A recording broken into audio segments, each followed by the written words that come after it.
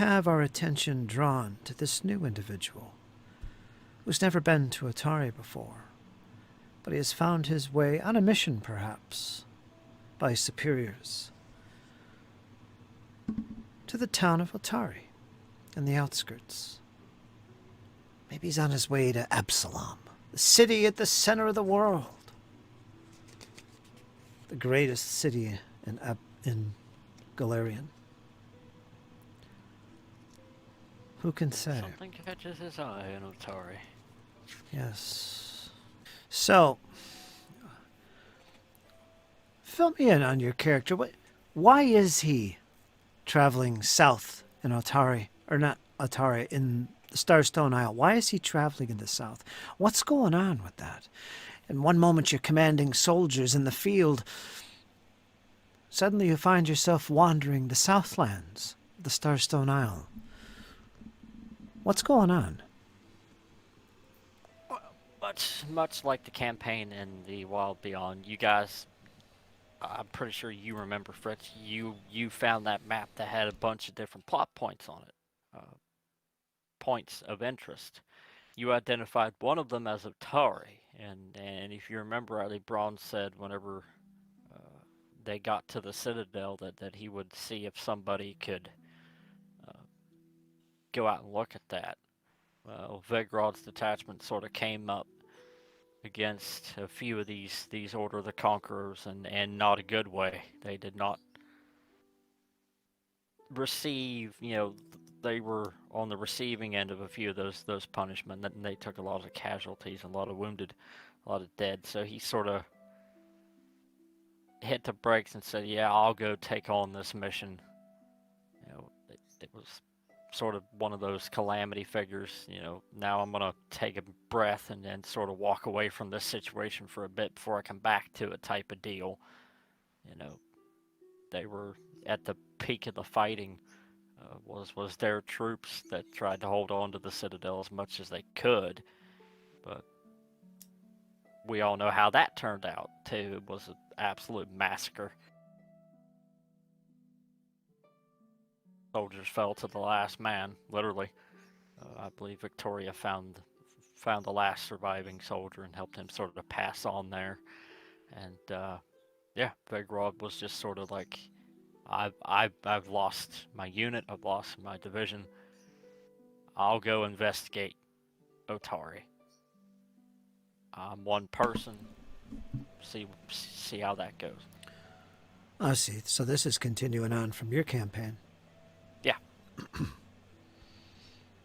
Did you say this? Braun's been hinting that he's sort of sending people, to go check it out. Okay. So this isn't punishment for failing. This is just part of your mission. You were going to do. This was something that needed to be done anyway. So off you go. Go to the Atari region. Bring back word. Yeah, that's sort of his division was destroyed in the fighting, and nobody blames him, but he sort of blames himself for that. So it's his own personal penance in a way of coming down, but there was no official repercussions. Just sort of his, hey, I'll go take this on, see what I can find out. I'll send word as soon as I get, some information. Boy, what a ride he's about to be on.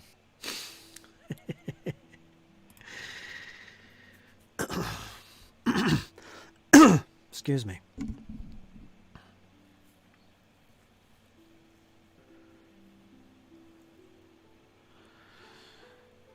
The journey southeast isn't a long one, a matter of days. Being deprived of your steeds and your horses and your proper equipment, you found yourself a little bit under-equipped in the current situation. You find yourself in a caravan. Come on, forward! You hear the headsman at the head of the caravan. There's about 6 wagons in total, and a cart. You've traveled for days with this caravan. Yours is about 3 wagons from the front, and there it's an open wagon. The thunder cracks. Rain begins to come down. Hours go by. You're drenched, you're wet, you're miserable. You look to your left and to your right, and you see your fellow travelers. One is a hooded figure who's been in the wagon with you since the start. Another seems to be donning some type of metal coif and wears armor underneath a cloak. But he's not hooded. You can see his face. It's bearded, much like your own. He's a recent addition. He's probably been with you maybe a day. You're not sure much about him. He hasn't spoken much, nor has the other hooded character. You travel on. The rain is heavy. You cover yourself and protect yourself as best you can from the wetness. Usually, before dusk, you find a place to refuge. A little campsite is set up, and the wagons pull off the road. Not in this case. You've been assured that Otari lies not only a few hours now. We're going to push on. Come on! The rain is pouring heavy at this point.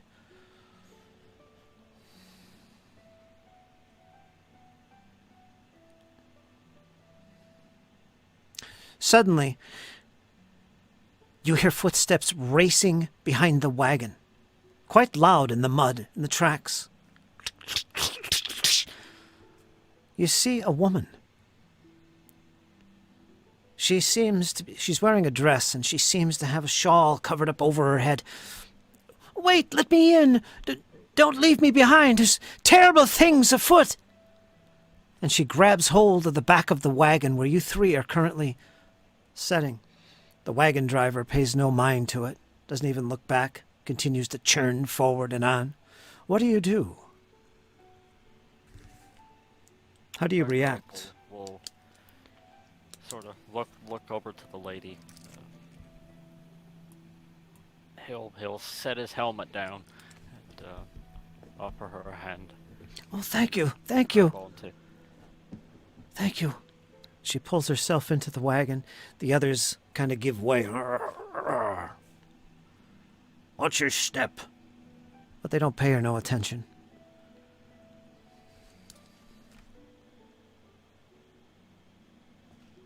Most welcome. Please, sit.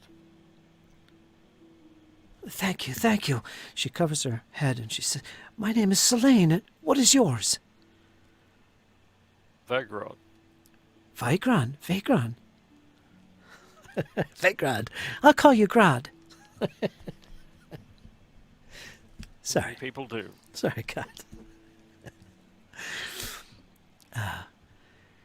Terrible things in the past have come upon us. My village was destroyed. Where are you heading? And she looks to the others in the wagon who, again, pay her no attention. She looks back to you. Where would this caravan be heading? I hope they don't charge any coin. I don't have any. Heading to Otari. Said your village was destroyed. Where are you from?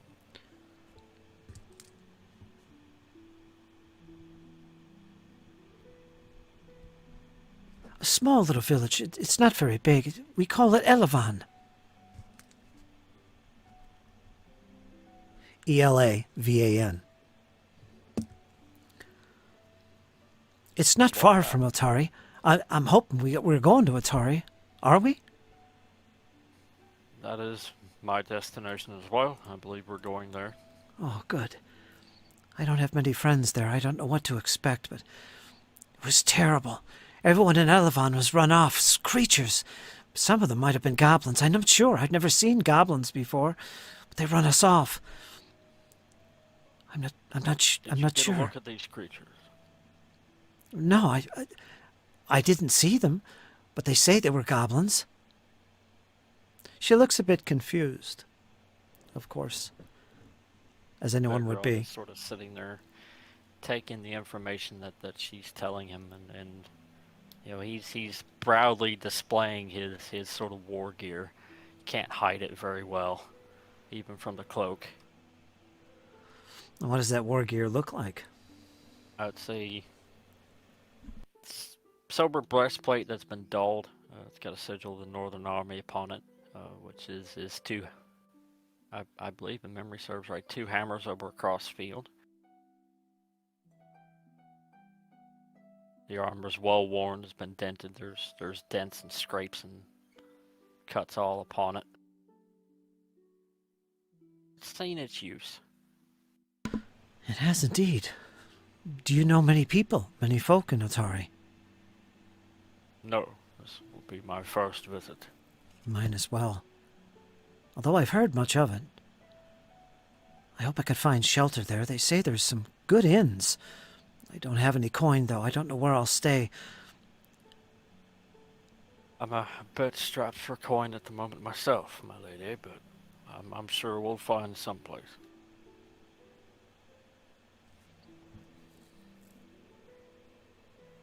You seem really capable. Perhaps the innkeeper could use your assistance.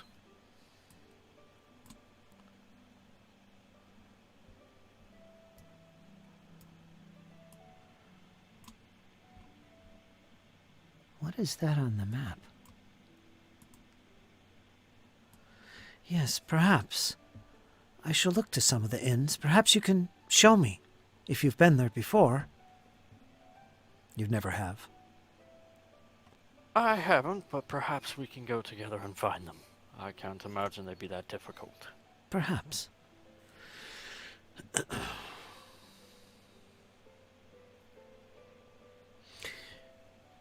The rain begins to slow after about another 15 minutes to almost a drizzle. You can hear shouts up ahead. Any minute now, we're coming there, to Otari. You start turning about and looking and can see the forest begin to thin. Until eventually you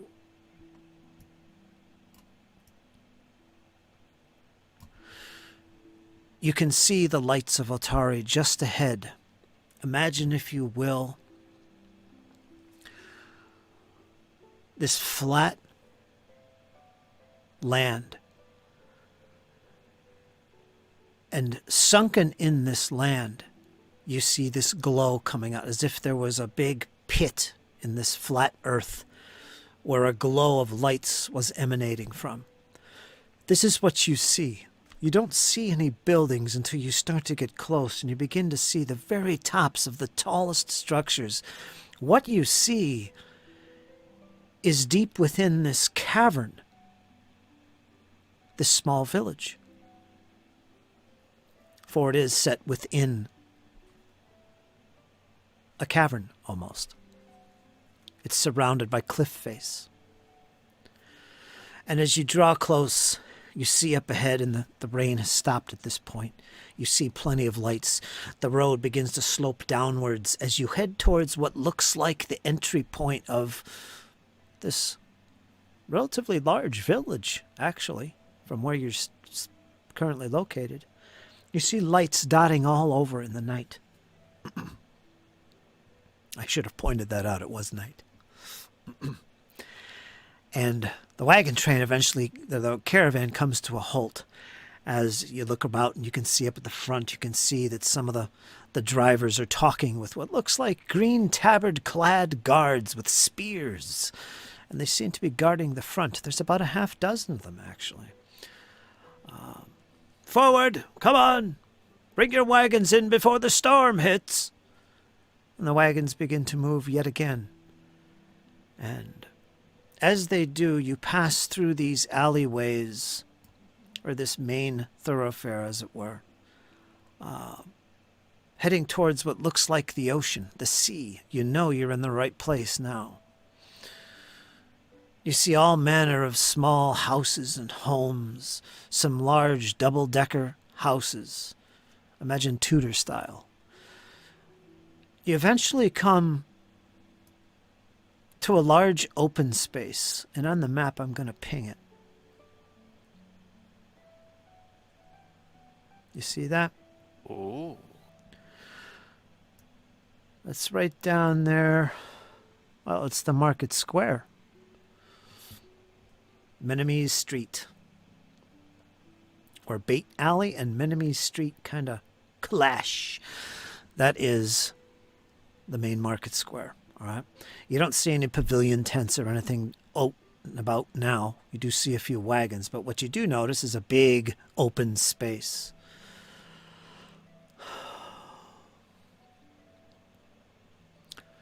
Here's where we're going to let everybody off. Go your way. We got work to do. We're going to find a place for the horses. And at that stage, a couple folks come running out from one of the outbuildings there and start taking the horses up another street towards where you would imagine they would house horses and the wagons. But you have been dropped off right here in the main Market Square. This is where you find yourself. Now, as far as time, as far as you can judge, it must be about 3 hours past sunset at this stage. Typically, shops wouldn't remain open too long, especially when it's a work night. You don't see many people out in this weather. Streets are kind of bare, except for the occasional drunkard and a patrol of guards, again in the green tabard, patrolling. To the west, you see a bridge, quite wide bridge. You see lights coming from a building centered on the bridge itself. Kind of an odd place for a building. You're not sure what that is, but you hear all kinds of cheer coming in that direction. Where to now? Where do we go now? Vegrod will sort of readjust himself after getting off the wagon, sort of tucking his helmet in his left hand, sort of nuzzling it close to his chest. She could see the red horsehair crest running side to side as he looked around and seeing the building on the bridge. I think we found our tavern. You approach the tavern. All right, you move up on this bridge. There's nobody about at this stage, but you come up to this large rectangular building stretched out across the center of the bridge, on the north side of the bridge. And as you draw closer, you smell cooking meats, baking breads, food. You hear merriment coming from within. As you draw closer, you can see through the windows. Yes, indeed, this is a tavern. On the front, over the great archway, double-door entryway, you see what looks like you see what looks like a keg. And on the top of that keg, you can see a crow and a fish on the opposite side of the keg. Do you enter? I imagine you do, wet and tired as you be. Yeah, Vegrod will look to her and be, at least it'll be warm for a fire. Come on. You step inside. Oh, yeah.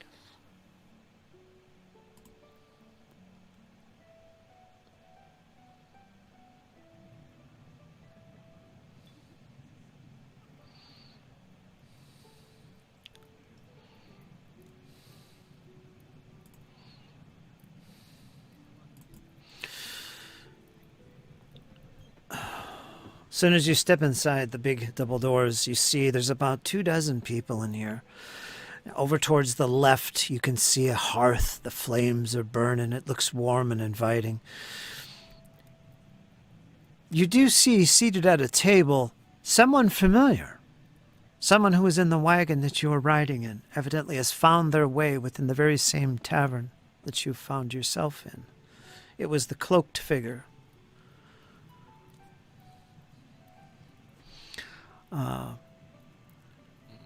There's waitresses walking back and forth. People are at tables. They're drinking. You hear the clanging of dishes. All manner of conversation. There is a couple open tables. If you'd like to grab one, feel free to do so. Yeah, Vegrod will take her in tow and sort of sit down at the table closest to the fire. There is one close to the hearth. Oh, you me. Oh, thank you. Thank you. It seems like a rowdy place, if you ask me. I've never been in a tavern like this before. It's so big. Of course, when you look at it, it doesn't really look that big at all to you. I've spent my life in a soldier's barracks. This is tame.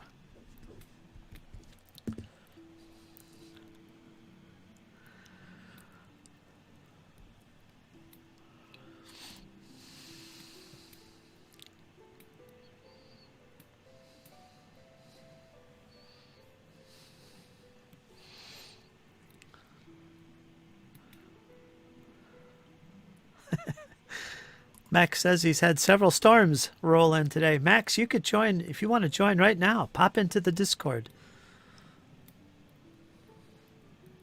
We could figure something out.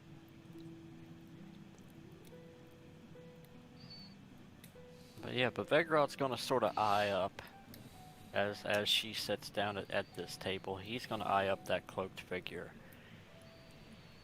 He's gonna look over. So you found your way here in one piece? What do you want? You again? I don't want nothing to do with you. Get away from me. I know your type. I recognize that symbol. You're one of those soldiers. Indeed I am. And what business is that to you?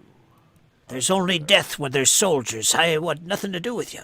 Now leave me be. At that point, you can see that he actually looks like an older fellow, much older than you.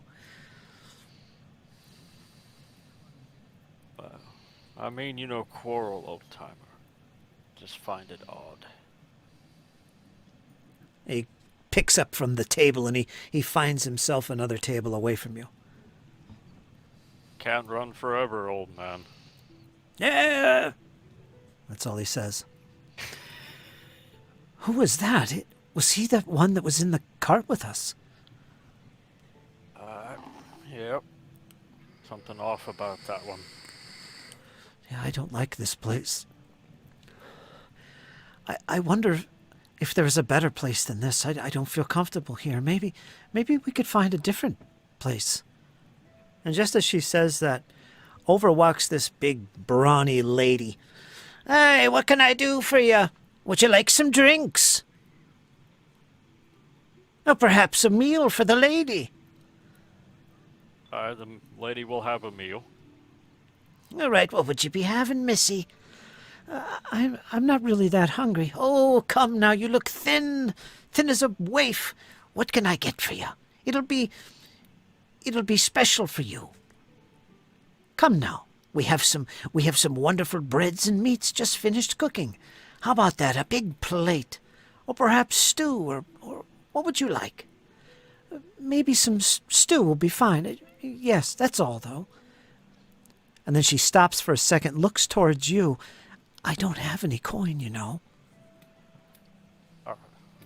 Vigrod will pull out a small coin purse and pay for the meal. Oh, don't worry about that. We'll get payment after the meal. Let me get you something to eat, my dear. And how about you? Do you want an ale and some food as well? I imagine you do. You look like a soldier. You're probably hungry. Yes, I am a soldier, and I am very hungry. I will happily take a meal. All right, and she scurries off into the back there.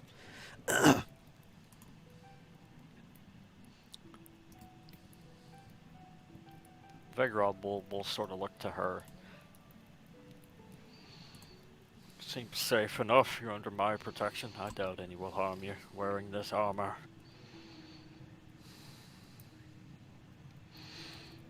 That sounds fine. Let's let Max get all set up. He's in the chat with us here. A few minutes go by as you sit there and take in the scene that's in front of you. Near the hearth, which you are pretty close to the hearth, but even nearer so, you see someone seated at a table alone. He's leaning into the table. He's leaning into his drink that he clasps with two giant hands. this great wooden mug. And he's just looking down at it. It gets your attention when you catch him because his arms are quite considerably big. You being a soldier, seeing big men before, this guy's like twice as big as anyone you've ever seen. He catches you looking in his direction. He kind of squints his eyes with these big, heavy eyebrows. What are you looking at? Well, nothing much, friend. Just admiring that mug. He's not laughing. But anyway, that's what the picture looks like. Cheerful fellow indeed. Well, then mind your manners and keep to yourself, looking at me. And he turns back into his mug. Bergrod sort of chuckles. Oh, I doubt you would like that. He just sort of whispers to himself.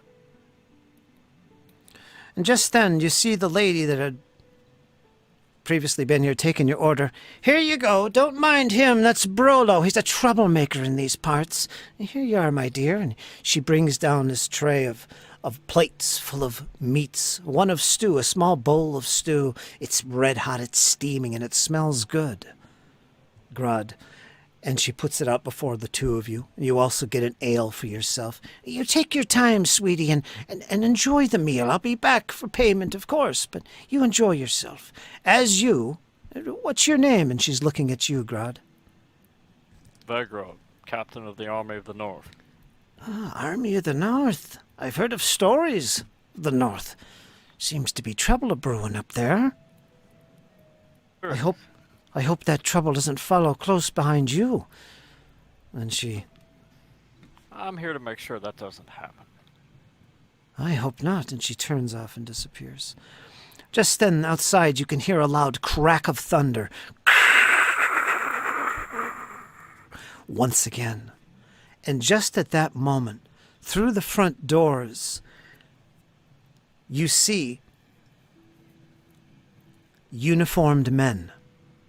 The green tabards you saw before at the entry point of this Otari. It's been a long day, Frade. You've been on patrol all day. You should have been home at sundown. But somehow you find yourself working overtime. You've been patrolling up and down the main thoroughfare all day, it seems. Suddenly you're joined by a couple of your other compatriots. Frade, come over here. The main captain is coming soon. We've got a charge. We got to look at the crook's nook. Someone is wanted over there. We got to wait outside till he arrives. The captain of the guard, that is. Fine. And you find yourself waiting with your friends outside the crook's nook. All right. Some time goes by, maybe about 10, 15 minutes, and you see this large-statured figure, well-dressed, well-armored, unlike the others. He is, in fact, the sergeant of the guard. He is Lofter, a warrior from the north in the past, but now he's here in Otari as one of the sergeants of the guard. Come on, you men, we're going inside. We've got to look for this one gentleman. Follow me. And you enter. Now, Grad, as I described, you see entering some of the members of the town guard, obviously. They have the green tabard. And you see them look in your direction. They're scanning the room as if they're looking for someone. You feel a silence come about the tavern. Kind of whisperings and muttering. And then from behind the bar, you see this big, burly guy. He's bald. He's covered in grease and cooking. And he comes out behind the bar. Hey, what do we got here? We done no trouble here. What have we done now? And he's looking towards the town guard. You just pipe down. We're looking for somebody. You, Frade, go over to the left, and you go with him, Jord. So Jord and Frade, you're going to go over towards the hearth and investigate the faces, looking for anybody that looks familiar. Now, Frade, you have no idea who you're looking for. at this stage. You assume that your friend with you does. And you start going over to the tables, and the other guard starts looking at them. Show your face. I want to see your face. Come on, expose yourself. That didn't sound right. But yeah, he goes through some of the tables, and you're following behind. And you come to this one table where there is a lady and a well-armored... What would you call yourself? I don't want to say gentleman, Grod. How would you describe yourself? Because the two guards are now at your table. What do they see? He's well armored. You see a helmet on the table, steel helmet with a red horsehair crest running side to side. Think a Roman centurion helmet. Sort of just sitting there proudly displayed. You would see a figure, sort of sitting down in the chair with a mug in one hand, blue eyes glaring back at you, long red beard, black hair. Sort of got a chiseled appearance to him. Max, give me a flat D20 roll. Just a D20, no modifiers.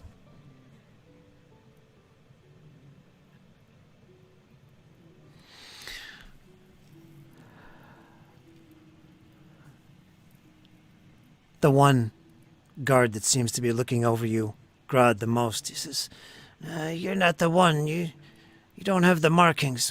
What is that on your chest? You some type of soldier from the north, I gather. Captain of the Northern Army. Captain, is it? He nods his head. In charge here, guardsman. Looking for someone in particular. I see. Max, your eyes are drawn to that symbol on this... Or not Max. Fred. These names, man. Fred. Your eyes are also drawn to this emblem on this stranger's chest. And you've seen this before in your past. Before you were ever in Otari. You had served in the armed forces in the Northwest. And Kyle, go ahead and describe to Max what that entails, as he was one of the soldiers that served up in that region. Perhaps not under your command, but he does have some familiarity with that. Well, they're sort of embroiled in a conflict now. The army has raised, and it's a coalition army of various different towns and city-states. They have taken up arms against a rogue group of druids known as the Order of the Conquerors. Think a druidic order that found necromancy and liked it. They butcher and maim and destroy anything they get their hands on. The Northern Army, you would probably know with being in their service. They're not so squeaky clean either, but they're fighting to sort of restore the peace. They really are fighting for the common folk, trying to put up some sort of desperate defense. Melee versus magic doesn't always go out right sometimes, but you would have definitely seen a few of those battles up close and personal. Definitely would have left a mark. Magic all around you. The sights and sounds and all that. Definitely would have been a harrowing experience, to say the least. And somehow you found your way here as a guard in Otari. Far cry from what was. But you do recognize that emblem, and memories begin to pour back of the events, the not too distant past. And what you want to do with that information is totally up to you, how you want to role play that out. But I will say that this is something that you've tried to avoid. Nobody knows much about your past. You keep it to yourself. And there was some bad things that happened when you were there. And don't really want to get into those details too much. But nonetheless, it's part of who you are, and you recognize that symbol, and it has garnered your attention. Now, so I'll let you do with that whatever you want. But you continue your rounds. You're looking at all these different faces. Nothing is found. The sergeant of the guard, Lofter, he makes his rounds around the place as well, double-checking all the faces. Well, doesn't look like anyone's here. You mind your business. He looks towards the guy, the worker, the main guy behind the bar. We'll be back. You watch yourself tonight. This place is always causing trouble. Come on. You, Frey, you're off duty. You can do what you want. The rest of you, come on. And the guard begins to leave. Now, Frey, what do you do? First things first, I was in the military. I know that if I follow, they will find something for me to do. I'm hanging out right here. You are. That's number one. Number two, I'm going to sit in a position, if there's a table that's available for it, that's by myself. I'm tired. I just want to have a little something to calm the nerves. But, well, gentleman over here wearing the symbol, I have the thing blocking the way. I forgot your name already. Vegrod. Grod, there we go. Happens to me all the time. I'm going to keep him in my sights. A couple reasons.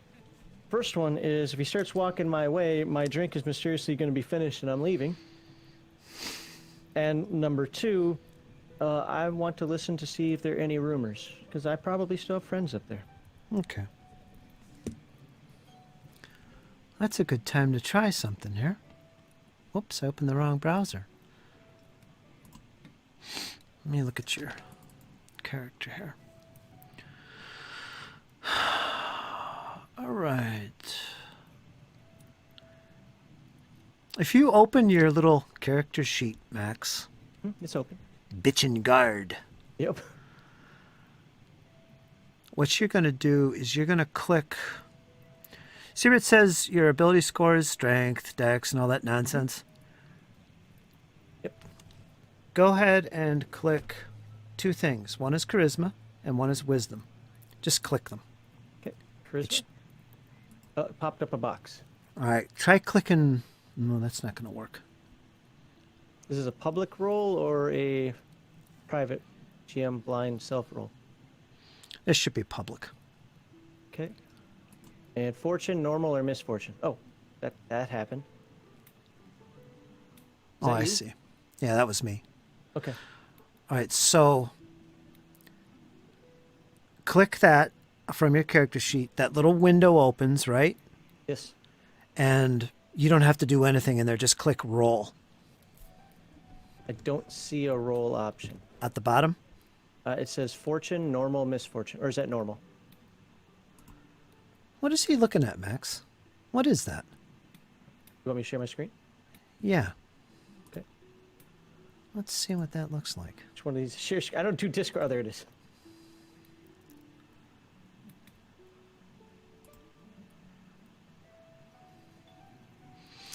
Yeah, that's not it. Close that thing. All right, try it again. Hover over wisdom. Wisdom? Okay, do wisdom. Just click that.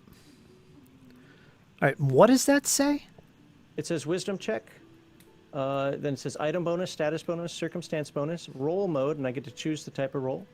Public. And then fortune, normal, or misfortune. My guess is I just click normal, but Yeah, try that. Normal. there we go. There it is.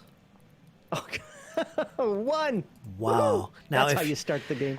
if you want, you can use hero point to re-roll that.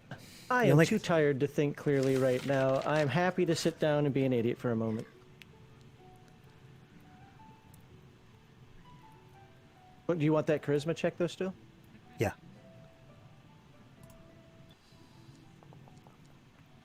Eight. Wow.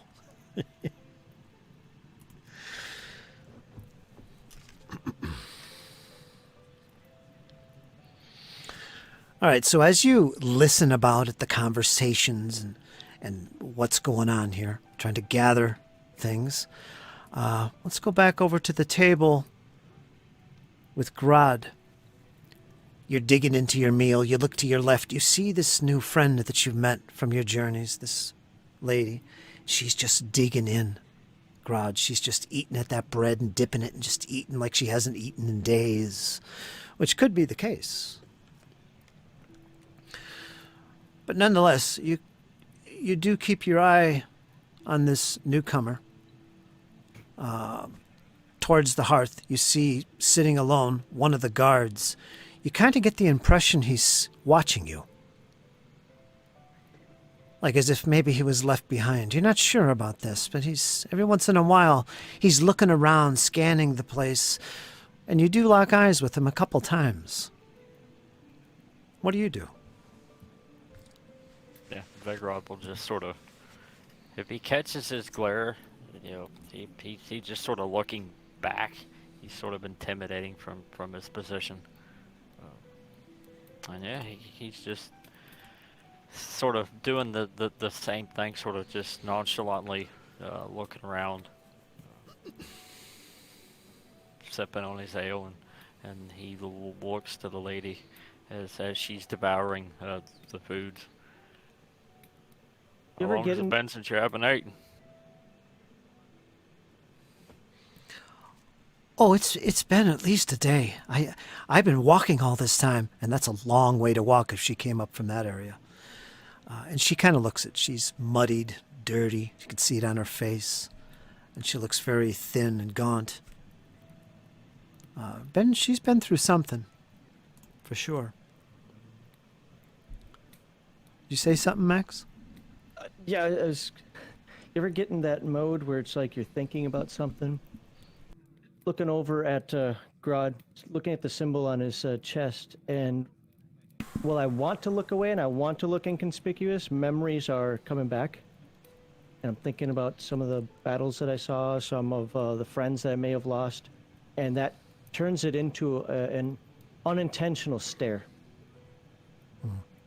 Like, if he's looking at me, I don't even really recollect it. I am just focusing on those memories at that point. Tiredness has kicked in, and a lot of things are coming back right now. And you see this, Grog. You lock eyes with this character.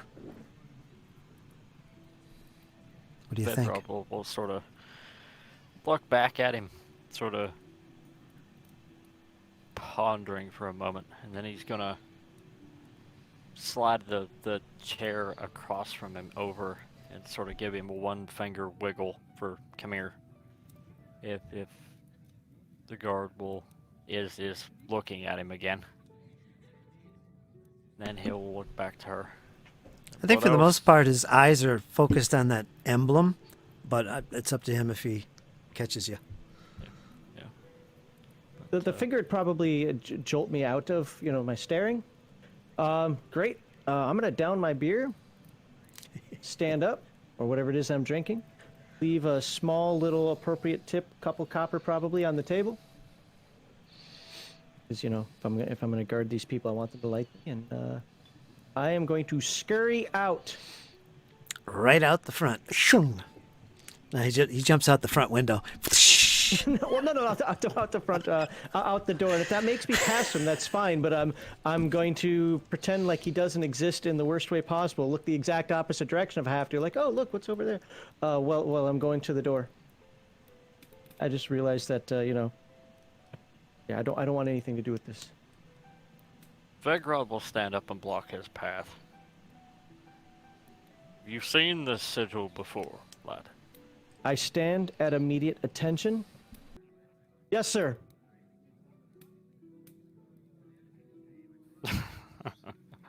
Calm down, boy. I'm not on duty tonight either. Sorry, I'm looking something up on my character sheet. Oh, it doesn't tell. I'm a man of 19 years, sir. Stop calling me sir. I'm not on duty tonight, lad. Have a Yes. seat. Captain. And I sit down. Served, did you? Yes. I'm looking in. I'm not used to not having camera on. Sorry. I'm looking in like every direction possible, looking for all types of escape routes of, I just don't want to be here, I'd rather be under a rock. Bergrod sort of chuckles. Calm down, lad. I'm not here to tell anybody what you've done. I have my own mission. What have I done? What have I done? You're a soldier like me. You fought in some of those battles just as I did. I'm not here to tell anybody your past, lad. I'm just looking to do my mission and get on my way. Yeah, but you're still doing... Why are you here? I'm looking for something. In a tavern? Yes. Some information was found by a group of adventurers and another captain. It was a point, a map point. I found something evil in the north. Something vicious. Something to do with a person, a deity called Nimbeloth. And there is a marker at this town. I've been dispatched to see what that is. Not here to ruin anybody's day if I can avoid it.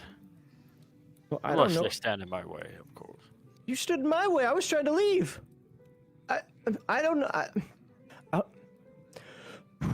I don't know anything about a map. Of course you don't. What I want to know is simple. Have you seen any druids lately acting unnatural? They would wield a different sort of magic. Foul. Now, the only druids that you would know about were the ones that dwell up in the druid circle. It's a small stone circle outside of town, just right on the border of the town, above the cliffs. It's a circle, it's a pond, and a lot of followers of Gozra, as well as druid types, hang out there. They're kind of outcasted from town.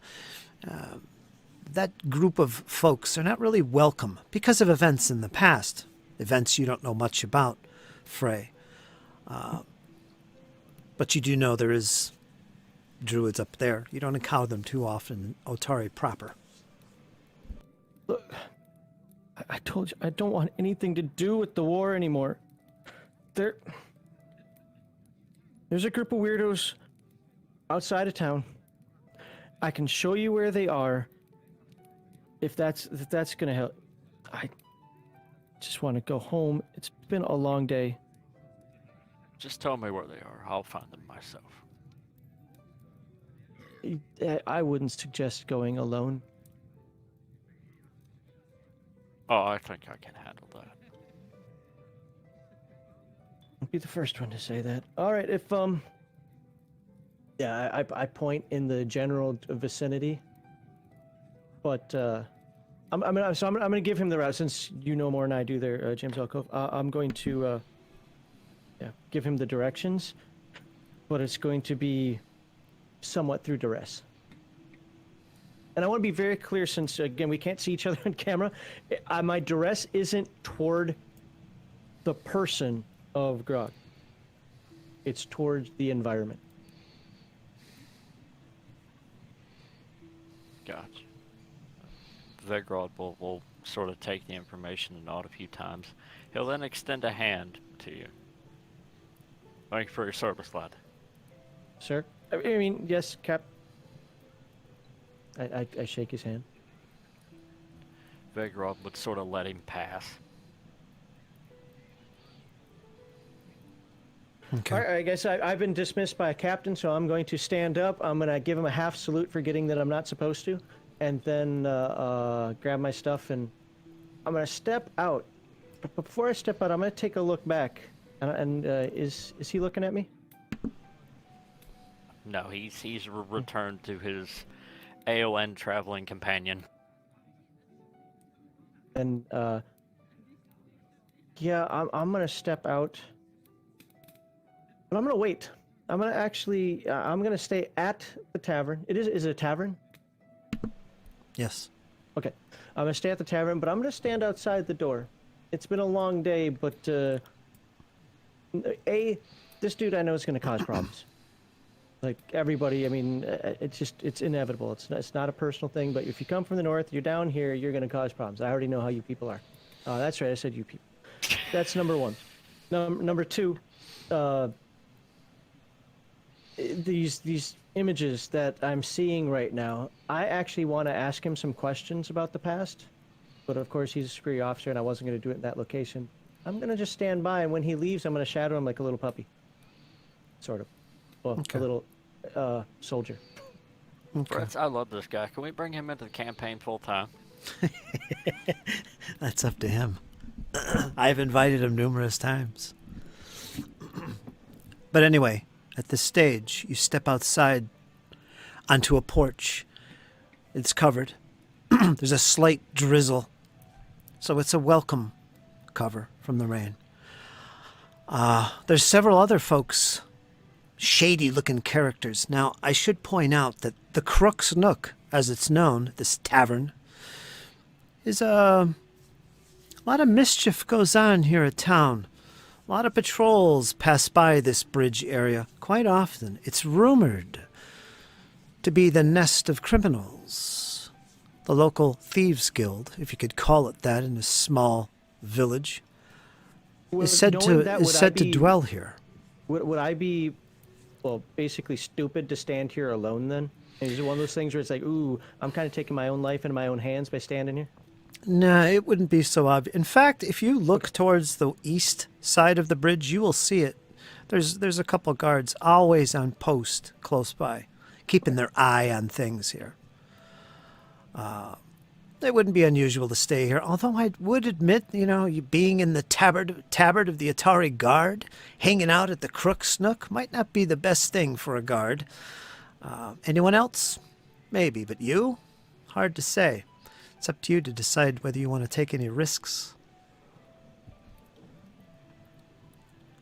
I don't know where else to go. I see that market. That market to the east. Mm-hmm. I can keep a good view down this way from there, right? You could. Okay. You know, I think I'm gonna mill around that area a little bit instead. Okay, and keep your eye on the front doors of the Crook's Nook. Yeah. In that case, let me open your character sheet again. Okay. Let's see. You're gonna make a. There it is. You see where it says under senses, perception? Senses. Yes, I do. Perception. Go ahead and click perception, and make that a blind roll, so only I see it. Okay. So I have a different type of box for that one. Just to let you know. Oh wait, you can see still, can't you? I could. So, let me do that. In fact. Blind GM roll. Yeah. Okay. And I am rolling. I got question mark. Yeah, because you don't see it. I do. All right, I'll write that down. That's basically going to tell me how attentive you are at spotting things going in and out of the door, if you do catch them or not. Because it might not be too obvious. Okay. Or you might not be paying attention. A little drizzling rain, sidetracked. I get it. Yeah, let me put you over there. Tired. Yeah, it's been a long day. Now, returning to Grad, you're now seated at the table once again with your new friend that you found on the cart. She's almost finished with her meal. She's awful grateful.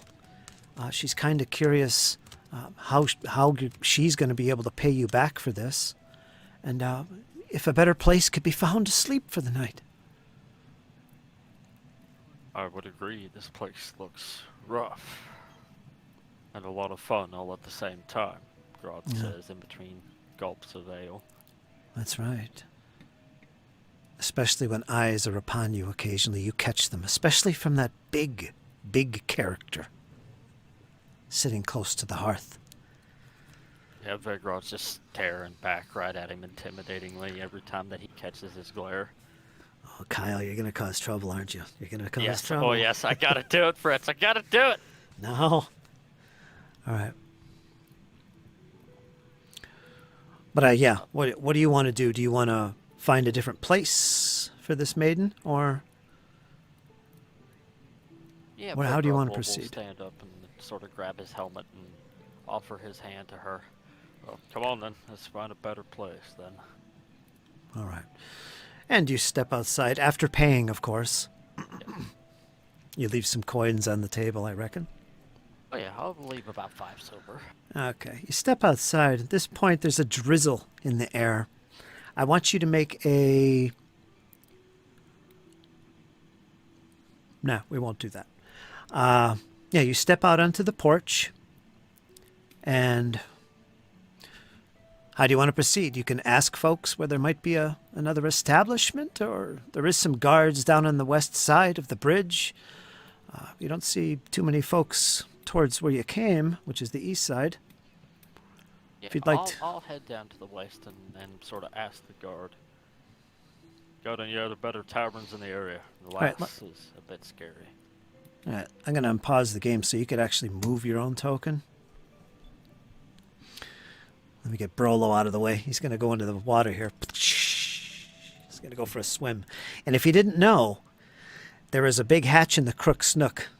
Frey, as I like to call him, he would know this. But there is a big hatch in the Crook's Nook where a big event there is they have these wrestling matches above this big pit in the middle of the tavern that they open occasionally.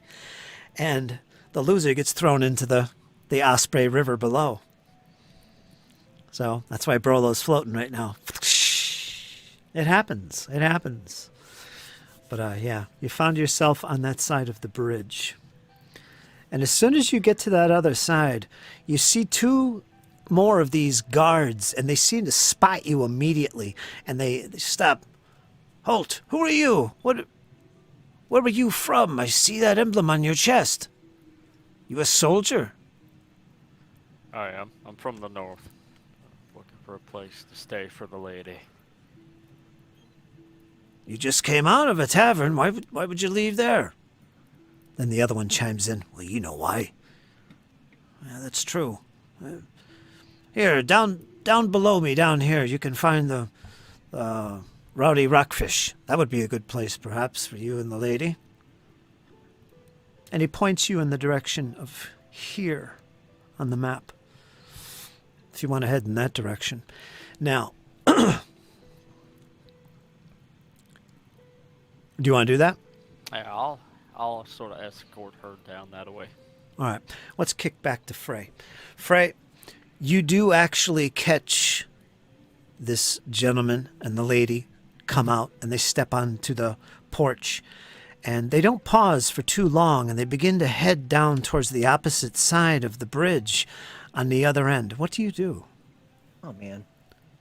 Well, I got to walk that direction or I'll lose them in the street. So I'm just going to walk. I'm not trying to hide. I'm trying to be as nondescript as possible. So I'm not hiding. I'm not skulking, not running, just walking across the bridge toward that direction.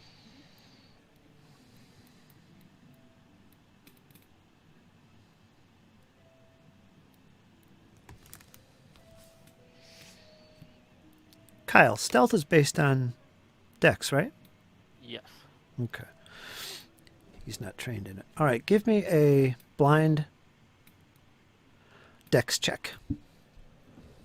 Essentially a stealth. I want to see how stealthy you go through the streets here without him catching you, because I do know whether or not he's going to spot you.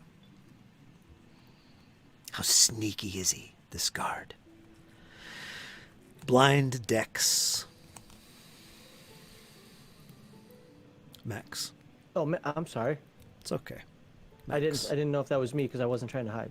So, You're being stealthy, right? Are you being stealthy? no, I'm walking nondescriptly, but I mean that's yeah, I could see that being stealth. Yeah. You said private or blind? Mm-hmm. Blind. Okay. And here we go.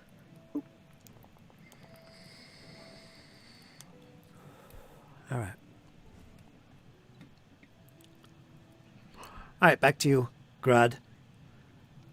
You and the lady make your way towards this other little location. It's this what did they call it? Oh yes, the Rowdy Rockfish. It's not too far away. It's only a block down the street here, past the position of these guards. I'll move your token in that direction, right there. You pass through a few back alleys, and you see once again this big tavern a low glow coming from the windows. Nice smells. Although it doesn't seem as loud as the other place. And you make your way into this establishment. Correct? Begrod's gonna pause and as she's sort of walking up the stairs, and he's gonna look back the direction they came. Can he see anything? Yes, you see. There's two guards, obviously. You see them, and they disappear in the distance. But you do see another shadowy figure, seemingly following in behind as well. You can't really make him out in the shadows. He's kind of, or they are kind of in the shadows. That's the only other person you see. Probably nothing. But being the overly cautious soldier that I am, I'm going to send her in to the tavern, and I'm going to back away and then sort of move around to another corner alleyway where I can watch who's coming down that street. All right, move yourself on the map so I know which side of the street you're on. Okay. Max, go ahead and move your token just beyond this part here. Show me where you are. So something like that. Yeah, that's good right there. Kind of hunker into the shadows as, not hiding, but you're being careful, right? Yes, sir. Okay. All right, for one thing, I want you to make a blind perception roll. Kyle. Me? Oh, Kyle. Grog, I should say, or Grod.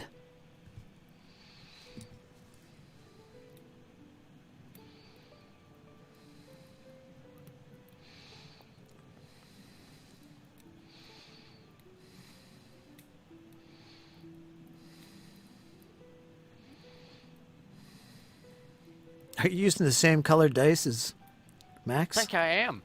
How did that happen? Usually myth takes over. You have. I think mine are turning too. Let me see. Nope. No, that's good. They look just like my actual dice too. I love that. All right. Grod, you see him. You see this hooded individual getting closer and closer, and he's kind of like, he's really sticking to the shadows, and he stops every once in a while, and he's like looking ahead. He doesn't seem to see you. He gets to about maybe 15, 18 feet away. You don't see anyone else, but you see him. Mysterious fellow indeed. Do you do anything? Yeah, I'm going to unclip my sword, draw it, and jump out of the shadows. All right, now you do know that's a major crime. If you get caught taking out a sword. Normally. In that case, then I'll just sort of jump out at him. I got my Yeah. dagger. It's unclipped if I need a weapon in a hurry. All right, So Vigrod's going to sort of bellow. Following me is not a very wise idea. Who is that? Who? He suddenly starts to turn as if he's going to run back up the street. What do you do? Can I try to tackle him, or? Yeah, go ahead and give me a dexterity.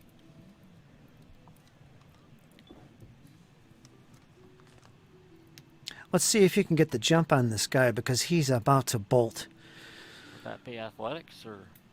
You can athletics, I'm sorry. That would be most appropriate. The orange die. All right. You get the jump on him right before he begins to speed away. You make good on him.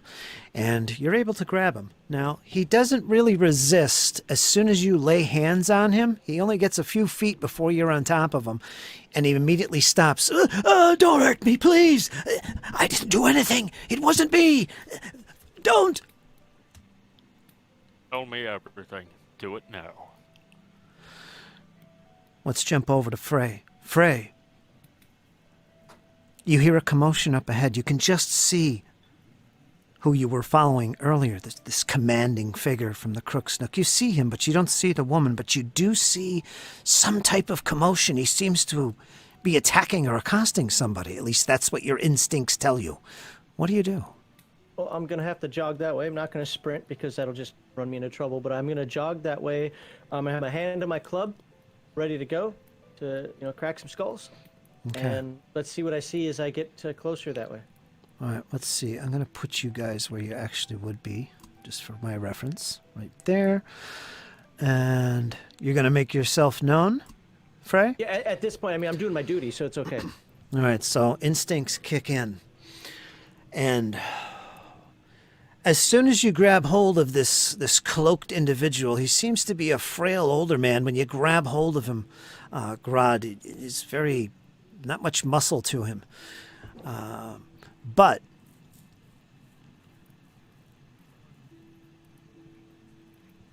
you do recognize the voice. You've heard it before. And just then, popping out of the shadows, you see the individual you met earlier in the Crook's Nook, one of the Otari Guard. The tabard you recognize immediately. Being a trained soldier, your eyes focus on such things. But you also notice that this was that individual you just had spoken to, who took a keen interest in your emblem. And he pops out and he has in his hand a sap or a club or something.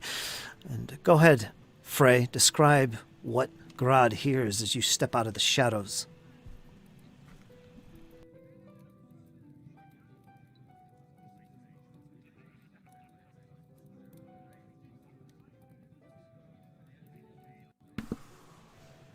You there, Max? Yeah, I'm here. Oh, you said I said Grod. Frey. Frey. Oh, did you? Oh, I'm sorry. I thought I heard Grod. My I might have. apologies. I might have. That's okay. You step out of the shadows with club in hand. What do you do? Stop! What's going on here? I'm saying that in as good of a powerful voice as my tired butt can do. God will look over and chuckle. You won't need that here, lad. This individual was following me. Said he's done something. I was trying to calmly talk to the lad. Sir, with all due respect, you might have control when it comes to the war. These streets are mine. Right. But I don't like being followed, boy.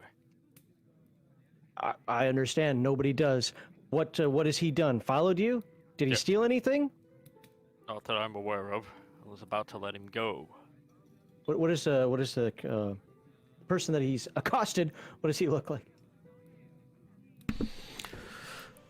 This is it looks like he's cloaked in a dark brown or even black cowl and a cloak that goes down just below his waist, around right above his knee, and very shady looking, kind of ragged looking. Somebody that you might on duty stop and question. But you don't recognize him initially. You do catch the glint of a graying beard on his face, so he does look older. But nothing in his hands. He doesn't seem armed. Okay. Well, I step. I'm trying to look as tough as I can. Authoritative now at this point.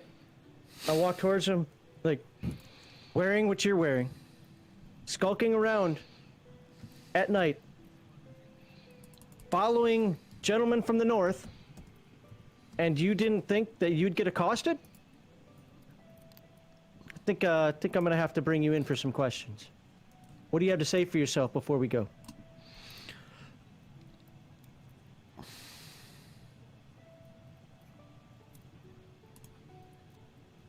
Would you like me to help escort him back to the cell, guardsman? So I see where the tokens are on the map. Where are we actually in relation to that road? That I can't read it. Zarma, was it Zarma Night? Whatever the hell that road is. Can't see the text. You can zoom in. Zarmavdian. Oh, You I can can zoom in. Yeah, scroll wheel, Oh, hey, look at that. mouse wheel. Zarmavdian Street. Yeah. So how are we actually? Are we just kind of in the open right now, or do we go around a corner, kind of a little bit more shadowy? I imagine you see where you are? Yes. You see that alleyway that goes right in front of you down towards Sandy Street? I do. That's where you guys are. You're kind of in that little turnoff heading towards Sandy Street. You're not in this main Zamdarvian thoroughfare. You're kind of down here. I Right there. got it. So you're fine where you are. Let me move Grad over here, just across the street. Oh, there he goes. Where'd he go? Hold on. Running on by his, I'm out. Shung. Yeah, you're both in the street right there, kind of out of sight from the main thoroughfare, right on the edge of it. Yeah. Sir, I know these streets well. Maybe we need to take a little walk to the south. In the meantime, you might need a little coaxing to answer some questions. Oh, I can coax him for you. Well, Let me borrow your club for a few moments. I can't do that. It's against the rules. Take your hands off of me. I've done nothing wrong. Really? And Begrod's gonna sort of tighten his grip. You better start talking. I don't know anything. And it's at this point you recognize this individual. Oh. Grad. This is the guy that was in the wagon with you. Journeying here, much earlier. Uh-oh, cats. Oh my God, yeah. You all right? They're killing each other. It's okay. Wow. Look at, I know what that's like. Suddenly there's cat sounds in the background. Well, Grad. hey, you know what? It's an alleyway. It is. Perfect. So, Grad, yeah, this is the individual that was in the wagon with you. You don't know anything about this guy. He was the grumpy one that kind of kept to himself. But you definitely recognize him. He's been following you, it seems. An old man following a trained soldier. How did you think that was going to go?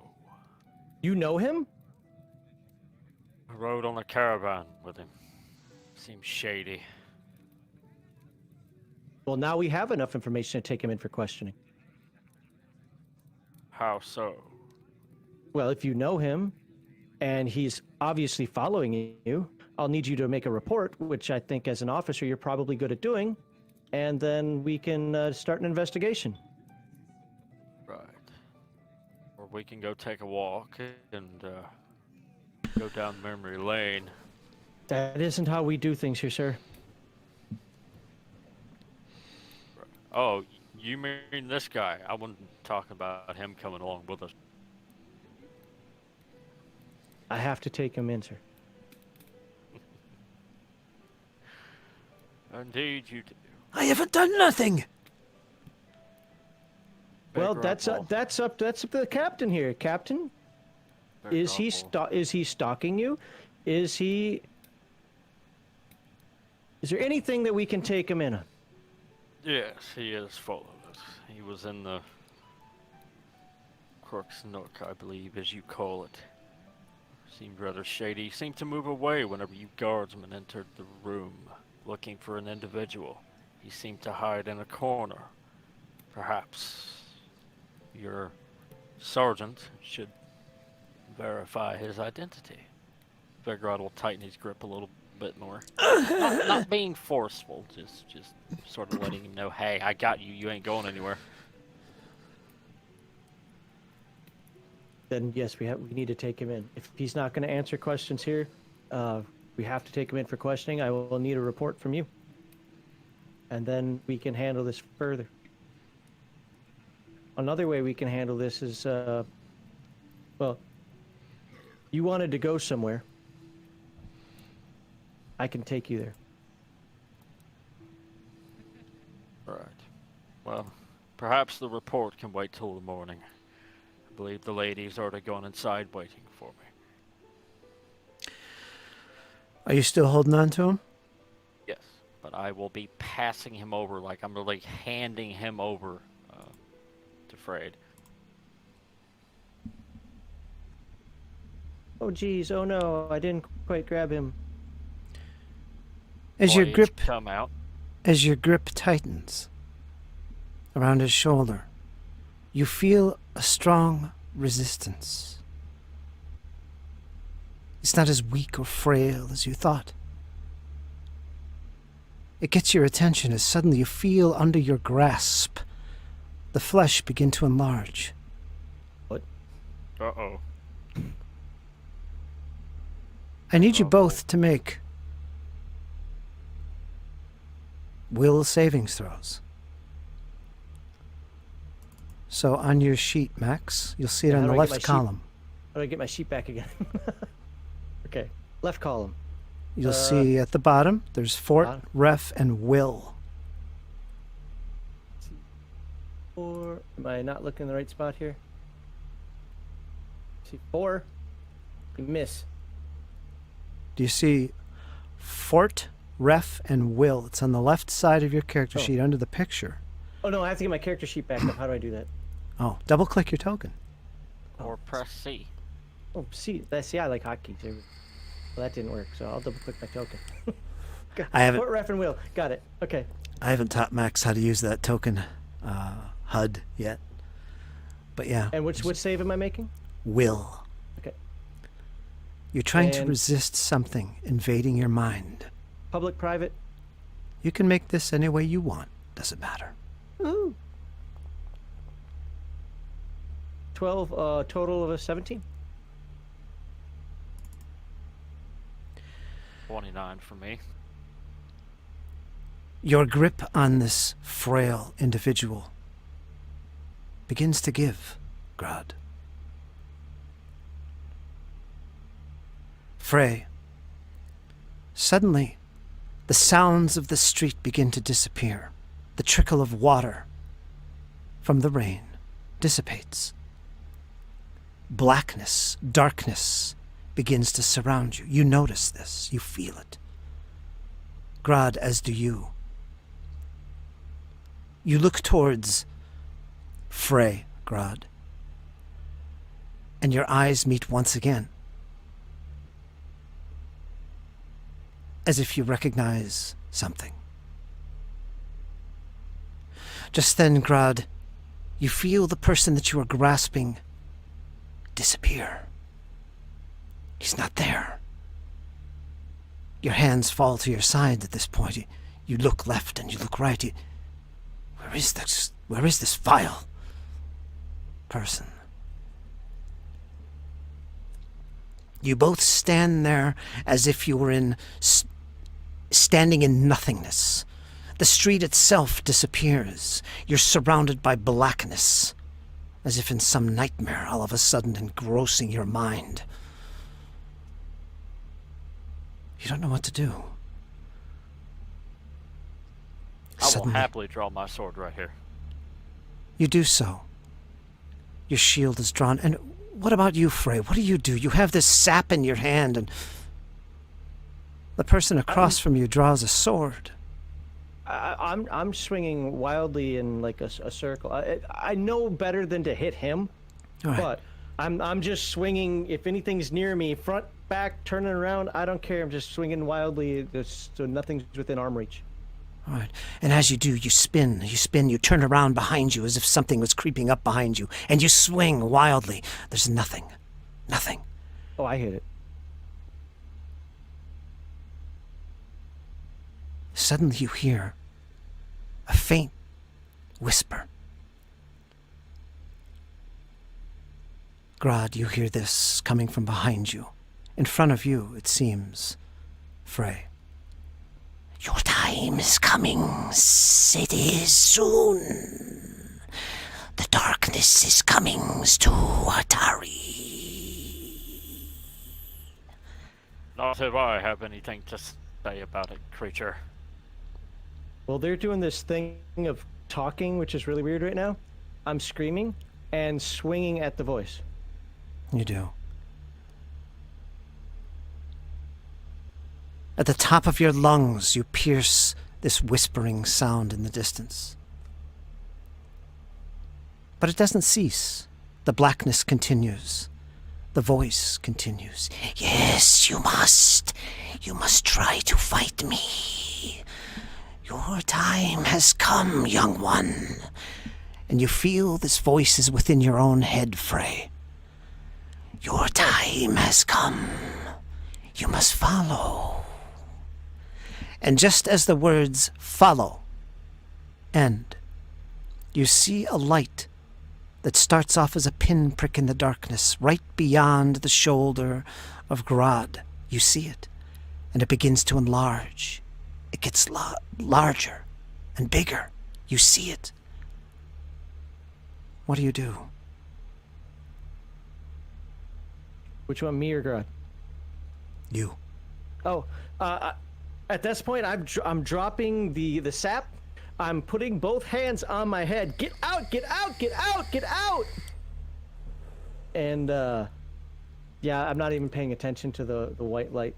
It's either going to envelop me and burn me alive, or it's probably some spell or something weird. I just want this thing out of my head. Okay. What I want you to do is give me another will savings throw. Okay. Grod, you're standing there with your sword drawn. You see this Frey in front of you, shouting, swinging left and right with his sap, not making contact with anything.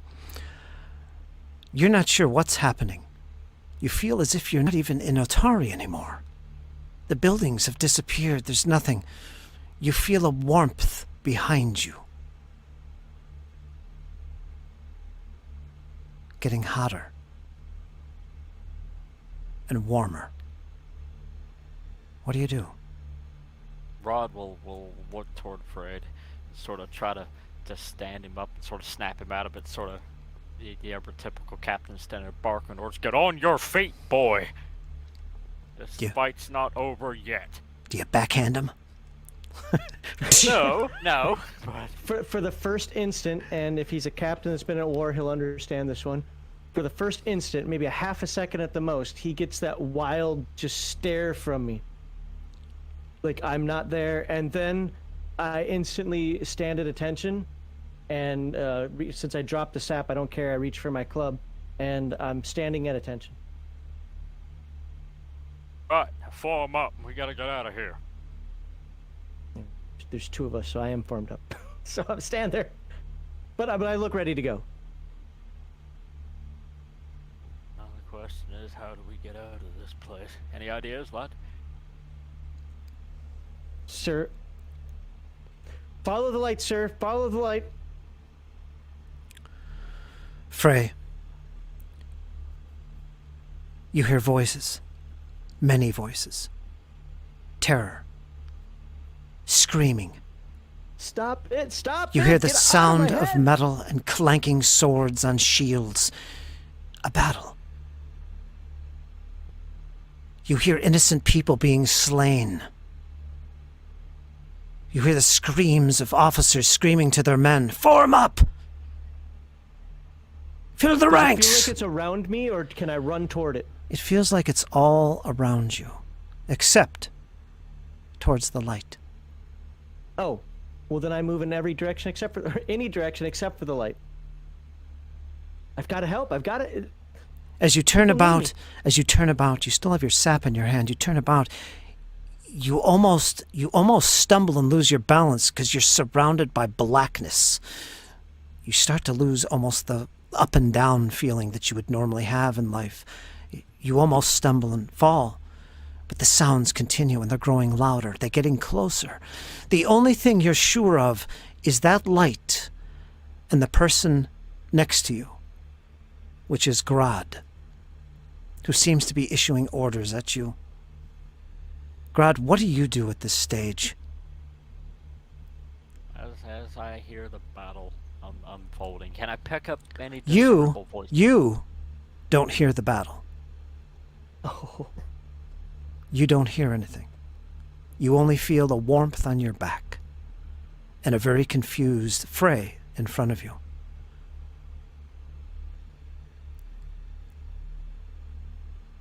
I have Vigor will put a hand on his shoulder. Focus. Breathe, boy. Come on. They need us.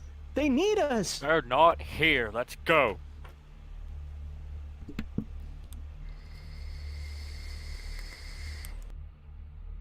Yeah, Vigor will sort of try to pull him away. Sort of tactically assessing the situation. You've never been in a situation like this, Grod. You're surrounded by darkness. You do feel the warmth and a light behind you. I will see if I can drag him toward that warmth that's behind me, because I can feel that. Do you grab hold of him? I will try with an offhand.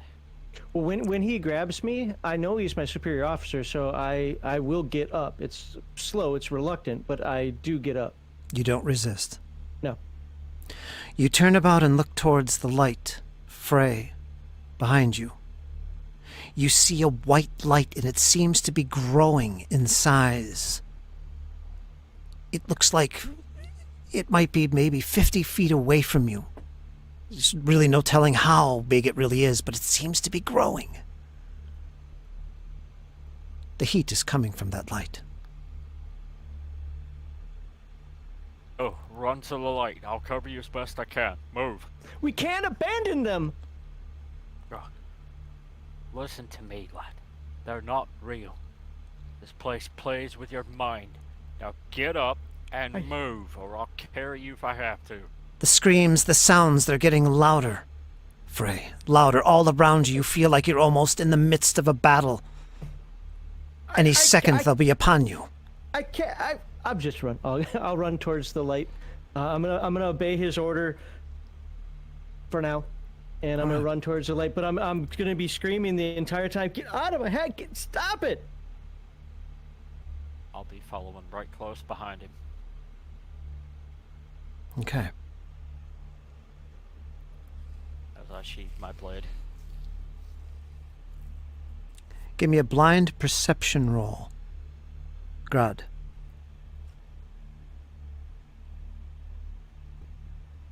I'm going to see how much you're paying attention.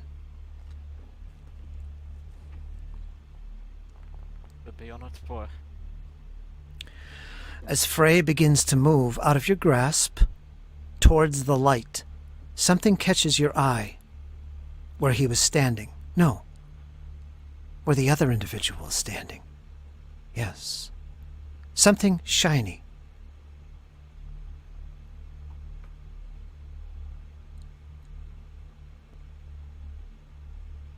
What do you do? I will investigate it. Do you pick it up? No, I'm gonna kick it. I'm gonna stomp on it. You stomp on it. It's something hard, like as if it's some kind of case, maybe a very small scroll case, maybe? Very small, though. But it is a tube, cylinder-like shape, maybe 3 inches long. Very small. And then I'll pick it up. Do you have gloves on? I do. You pick it up. And as you turn back around towards the light and the heat, you see your friend, Frey, we'll call him, getting closer and closer towards the light, almost out of distance from you. Do you follow behind rapidly, or do you just continue to walk? You'll have to run to catch up to him. Okay. You make your way up to him. Now at this stage, the light Frey begins to get brighter and brighter. It might be 20 feet around as far as you can tell, but the only thing that you're focused on is the sound of battle closing in from behind you. You hear footsteps, you hear screams, you hear swords, you hear arrows hitting trees next to you. Surely you're in the thick of a battle. You keep on pushing forward towards the light. It's a mere feet away. You hear someone right behind you. You can feel their breath on the back of your neck. Do you continue on? Do you continue on? That last few feet? I'm a soldier first. I've got to turn around and end the threat that's behind me. So I'm going to turn around and swing. You turn around and swing. Give me an attack roll. Now here's what you're going to do. Click on your token. Okay, on my token. Now, look at the top of the screen. You should see a row. It'll say your name in white, and there'll be a row of things like strikes, actions, inventory, skills. Do you see that? That's your token HUD. I do not. I'm looking at your screen. It's right above your portrait on your character sheet. Oh, right above the portrait on my character. So Up, up, up, up. It's not on your character sheet. Up, up, up, up. I see it. There. I see it. Yep. There you go. Now, you could left click on any of those things there and drag that to the side so you can get a good view of it. Drag that to the side. Oh. There you go. Now, you see when you hover over strikes, those are all your different attack options you have. Make sure you're equipped with something. Like your sap should be out, so make sure that's drawn. I think it is. Yeah. How do I guarantee that? Well, it is because it's showing all your attack mods. Oh, okay. Now, you're going to make a strike as you whip around with your sap, I guess it is. Probably help if I clicked your character here. Club. Yeah, it should say +9.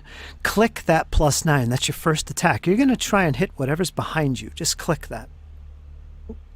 All right, I got a pop-up. And just public roll. Public. All right, here we go. You need a 22. Well, I didn't do that. As you whip around, Grod, you feel a club just whip right over your head, almost hitting you. What do you do? Settle down, boy. It's me. Now, Frey, you recognize as you turn around and whip this blow at whoever's closing in it, you do recognize this as Grod. You almost hit him. Whoops. I'm not going to say anything at this point. I am going to turn around. My last orders were to go forward. At this point, I have no reason to disagree. The voices are driving me crazy. I'm going to, within the next few seconds, either walk through, into, or out of something, or I'm going to fall to my knees. You gonna walk through it? If that's what's in front of me, yes. Into the light you go. Grod, you follow as well? I will. Okay.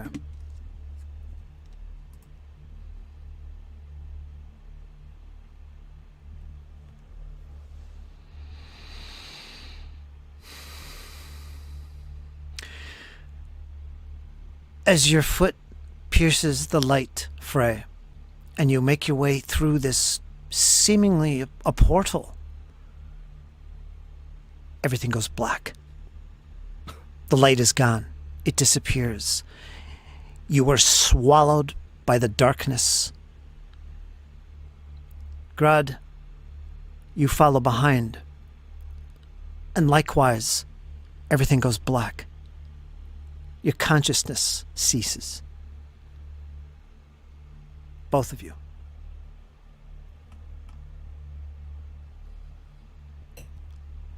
I want you both to give me will saves one final time.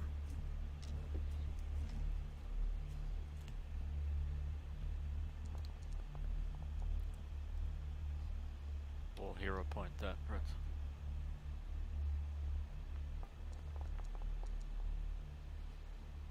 I ain't no hero.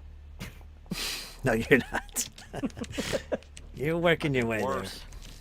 there. Oh, you take the best one.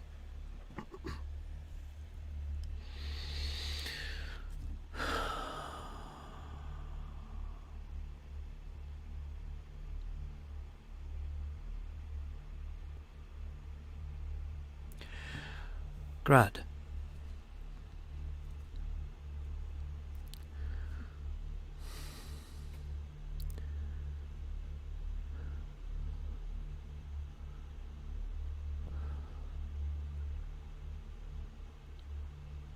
You're alone.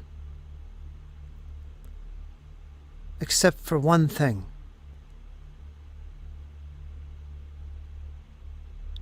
You see this large tree. Looks like an ash tree.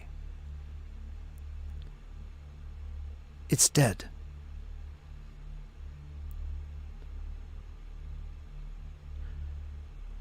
You are surrounded by darkness, except for a small light coming from this dead tree. You can't see yourself. You can't see your hands. One moment you're in Atari, you're eating good meals, you're talking to folks, that old man, and then blackness. Now you're standing into a silent abyss, it seems, with nothing but this tree, and a pinpoint of light emanating from it.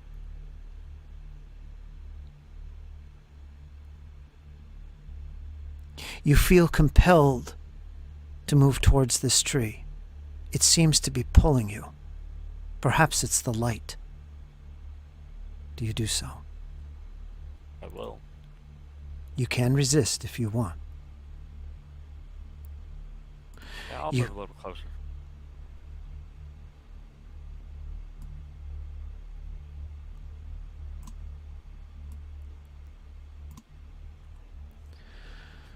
You allow yourself to move closer to the tree. And as you do so, you see a body. It looks like it's on the opposite side, not kind of towards the right. You see legs, you see feet. It's a body on the other side of this tree. Imagine a tree that's about 3 foot around, and you're drawn closer to this, and you see as you get closer where this light is emanating, you see that there's a body on the other side of it. You see legs.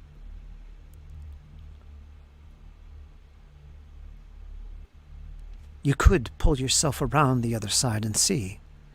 Perhaps it's someone in need. I'll get over there and see if I can feel for a pulse or something. Your mind begins to move around the tree towards the right, and this body, these legs, become a torso. You see a chest, you see a head, you see a tabard. You see a youthful, worn face. You recognize this face. This was Frey. He lies there motionless. He doesn't seem to be breathing. Do you move towards the body? I will.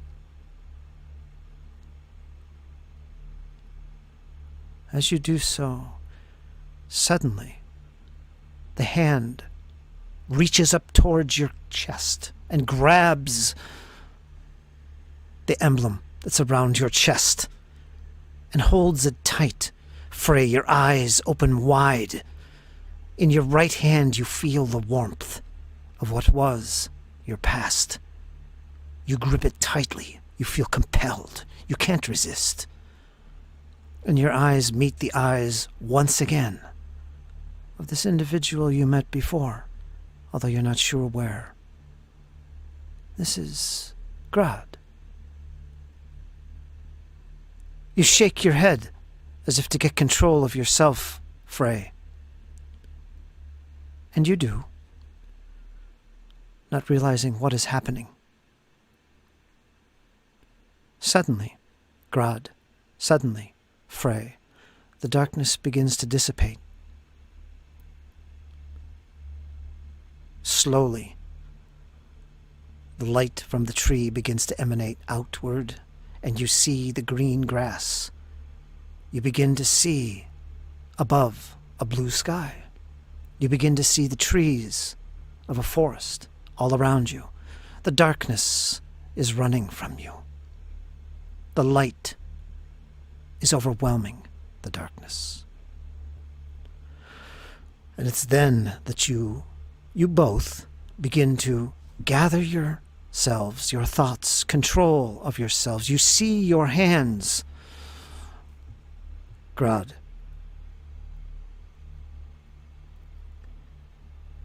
What do you both do? Grad, what do you do? Grad will sort of look around, watching the darkness recede, and he'll offer a hand to Frey to get him up. I scuttle backward. Well, first of all, I have a hand on an officer, so I quickly release that. And then I scuttle backwards. Are we still in that alley? Or are we back in that alley? No, you're surrounded by trees as if you're in a forest. Okay, so then I'm going to scuttle backward until my back is to a tree. What? Yes, you could do that. What did you bring down on us? I left this. I left them. Why? As your back pushes up against the tree, the dead tree, the ash tree, you immediately hear the hissing voice that you heard once before. Can I tumble forward? And as you do, you hear, I have left something for you, Frey. Look in the tree, the light, it is yours. and the voice disappears. Now, to be clear, both of you, you have whatever has happened, you're not sure, but currently you are surrounded by trees. The darkness has gone, it's subsided. It is full daylight. The rays of the sun, Seren Ray's grace is upon you. You feel it, the warmth of day. What was is no more. Otari, you can't be sure where it might be. You've been transported, perhaps. Who can say? You were in a town, and now you're in the middle of a forest in the daytime. You're not even sure how much time could have passed. Whatever just happened was unnatural indeed. And both you, Grad, and Frey have shared that experience at this stage. So, with that in mind, Grad, what do you do when Frey pulls away, falling forward away from this tree that is dead? It is an old ash tree. There is no more light emanating from it. It looks like a normal tree, albeit dead. What do you do? We need to find a clearing, find some sort of bearing, find a town. I think that creature we were looking for found us first. You brought it here. I'm staring. I am staring at the tree. I will not take my eyes off that tree right now. But none of this was going down, sir, until you came here.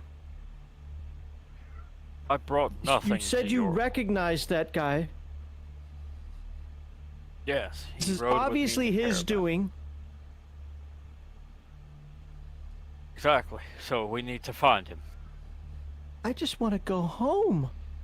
First, we need to find out where we are before we can go home. He said there's something in the tree. Are you looking? No, I'm just staring at the tree. Go ahead and make a... No, don't even make anything. As you look at the tree, to the right, one of the limbs that's still intact, and there's a few of them, you see movement on that limb. Something long. Something snake-like. You catch its eyes actually looking directly at yours. A little forked tongue, a black one, stretches out from its maw and quickly slithers back inside. It's watching you. This is about maybe 15 feet from you. You see this long snake. Imagine a snake that might be about 3 inches around. Okay? Okay. Me personally, I'm still staring at the tree. I do notice that, but I'll repeat again. That's like he said, it's in the tree, a gift. I don't want that kind of gift. I want to go home. Neither do I. Are you friend or foe, creature?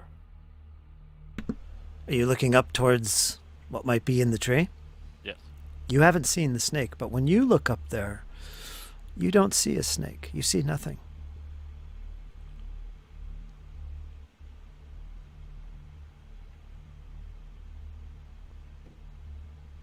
You're not sure what Frey is looking at.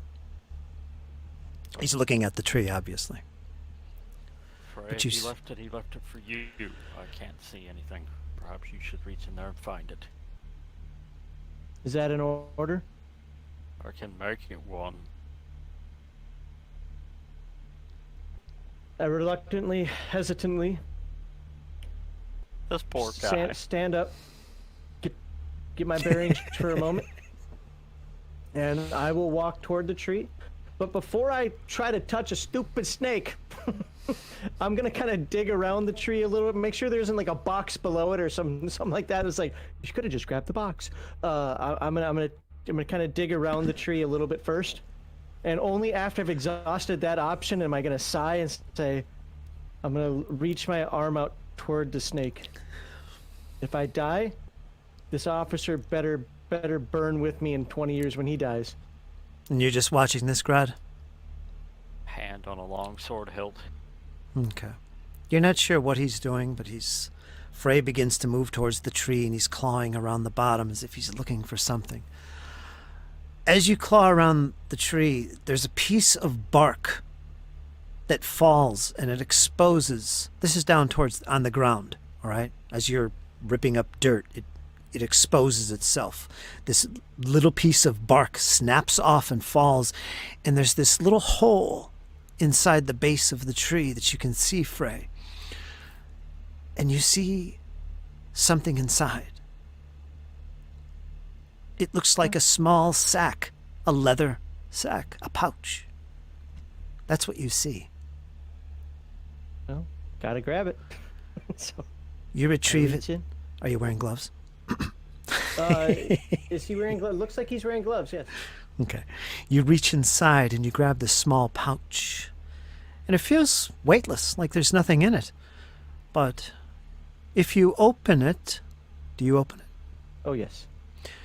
You look inside and you see what looks like a silver pendant. You'll have to pop it out to get details. Do you do so? I'll reach in and I'll pull it out. I'll actually turn so that I'm facing the light a little bit better so I can get a very good look at it. And Grad, you're watching this. He has pulled a pouch out, and he something is inside, and he pops it out into his other hand, I assume. Out plops this little...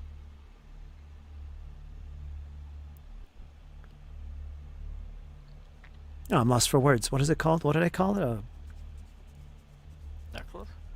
Amulet? amulet. Yeah, something like that. Sorry. I totally Goblet? lost my I mean- words. Goblet. Yeah. It pops out into your hand. It's silver, and it's in the shape of a snake. You see these two red ruby eyes as it's curling around what looks like a tree. I look up to the where the snake was in the tree. You do. And in this case, I want you to make a perception check. This should be blind, so you can't Okay. see the result. Sure thing. And here we go. Got my Doctor Who question mark again. Nothing. You see nothing. Whatever was there is gone. All right, after I don't see it there, I look back down at the amulet. Well, I'm not in charge, and I reach out to hand it to. I already forgot your name, Grot. Grot doesn't take it. You left that for you, lad. Sure, As you- I'm not allowed As you in reach charge. as you reach out towards Grod with this in your hand, suddenly you feel resistance. Your fist will not release it. In fact, Wow. it tightens around the amulet, and you feel almost compelled to draw it closer towards your chest. I if you- comply. Okay. You quickly pull it back towards your chest. You feel almost as if this is yours. This has always been mine. Why would I give it away? And you hold it really tightly in your hand. You feel that you need to protect it, keep it safe. There's something about this. It's something to do with your past and what lies ahead. It's yours. It always has Is it an been. amulet with a chain? There's no chain, Okay. but you could put it on a chain. So it's kind of like, for now, it's kind of like a brooch. Yeah, a brooch. Okay. Then I'll put it back in the bag, Okay. tie it up, string it up, whatever, Right. and put that in. If I have a pocket in that uniform. You do. You can have an inside pocket in your tabard, perhaps. That sounds good. Close Perfect. to the chest. Mm-hmm. You feel very, very comforted by that fact. In fact, you let out a deep sigh when you do that because you feel compelled. You feel very relaxed all of a sudden. I look over at Grodd then, and I was, sir, my apologies for losing my bearing. Happens to the best of us. I think we need to find a way out of here. Yes, we need to find some sort of clearing. Locate a bearing, head south. South it is. Somewhere, some way. About every 10 seconds or so, the hand goes to the outside of the tabard, but where the amulet is, just to make sure it's still there. Sometimes I might wait 30 seconds.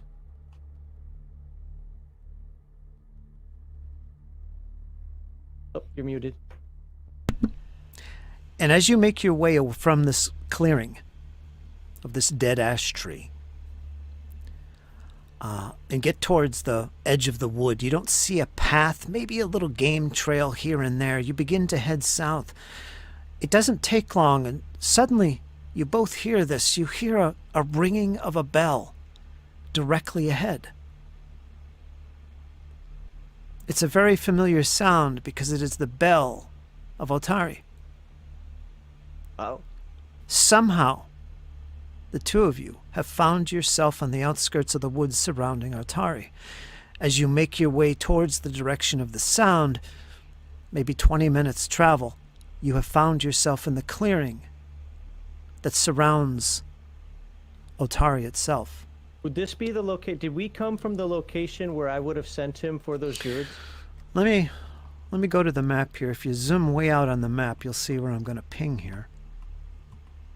But yeah, you're in these woods just outside of Otari to the north. So if you move to the north of the map, you're right about...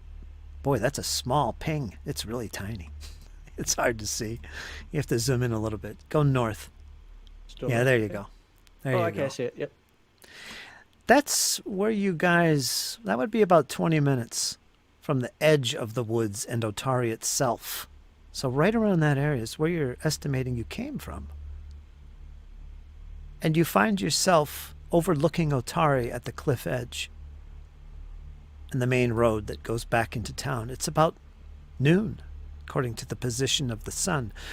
Now, the stone circle you mentioned is to the west of your current position. Way over here, you'll see it. It's quite obvious. It's a big circle pond. Okay. Yeah, that's where that is. So not quite then. All right. No. So that gives you an idea where you were. Now, it's up to you to figure out what happened here. But as far as you can tell at this moment, somehow you went from being in Otari's alleyways late at night to suddenly in the forest. Maybe a half hour, 45 minutes away. You don't know how much time has passed. You do notice that the ground is quite dry.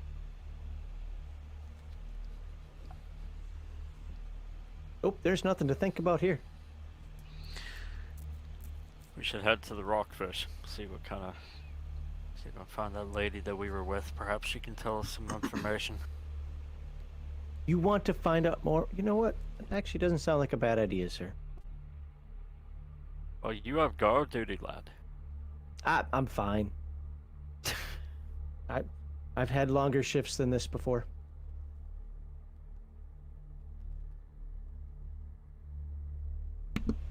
You can make your way back to the Rowdy Rockfish. Nothing seems out of the ordinary. You see some of your compatriots who acknowledge you, Frey. Guards, fellow town's guard at the entrance. And is today my day off, or am I missing duty? Your duty we'll assume you have a little bit of leave after last night's overtime.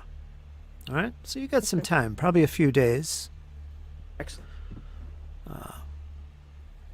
You do know some other guardsmen who've done the same thing, have taken advantage of their leave to get involved with things like laughter. Is this guard duty a job, or am I part of like a military where we have a barracks? Basically, do I have a home or a barracks?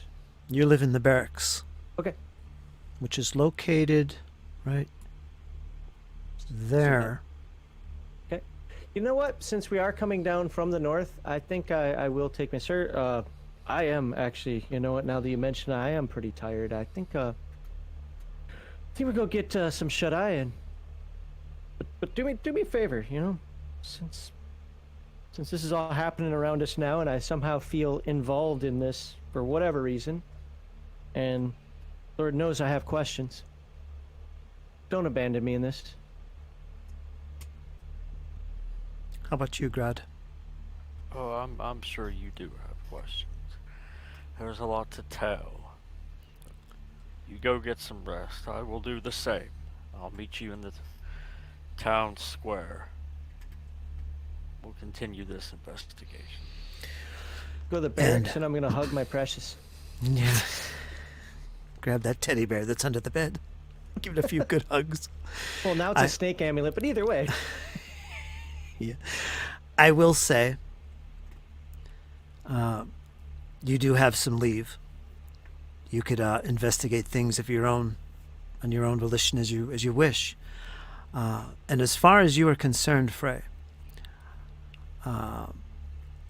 that night of sleep and introspection as you lie there, the things that you would ponder, things that come to your mind, are memories of the past in the north. The image of the snake, you're not sure what that is. The voice that you heard. None of that seems familiar, but the battles, the slaughter did. And I will say that this is something that really bothers you. It's one of the reasons you came to Otard was to get away from it, to escape. Mm-hmm. And suddenly it seems to be finding its way back to you. That's what it seems to be. Interpret that as you want, really. But one thing is for certain. This little brooch that you have, it feels like something that you have been missing, that you finally have once again. There is a sense of relief and great comfort having it close by. You don't know what it is or why, but it's something. Well, then, unlike what I should be doing, which is freaking out, I am going to have one heck of a good sleep, clutching this brooch that has been mine my entire life. Yes, excellent. I've been reunited with my soulmate. You have. And Grad, you make your way back to the Rowdy Rockfish, where you can probably find a place to stay and check up on the lady Selene. Yeah, I'll check in on her. You make your way back to the Rowdy Rockfish.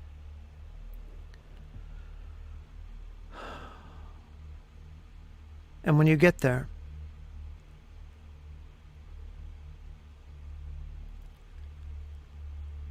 you could get yourself a room now. When you ask about this Selene, they tell you that they don't know who you're talking about. Nobody by that name came here. Nobody checked in. Selene, did you say? Yes, a woman. There was no one here by that name. In fact, who are you? I don't think I remember you either. Yes, I didn't make it inside. Big road. Huh. Nobody checked in here by that name. No women, in fact. In fact, I don't think anyone checked in. Interesting. Would you be having a room? I could have a room for you. Rest would be welcome. All right. So what I'll do is I will set you up staying here. I believe it's 4 gold pieces a month for your upkeep and meals and stuff. We'll assume that that's where you're staying, at the Rowdy Rockfish. Is that good for you? That works for me. All right, you can find a nice little single room. But again, there's no recollection of this Selene that you speak of. At least at the Rowdy Rockfish.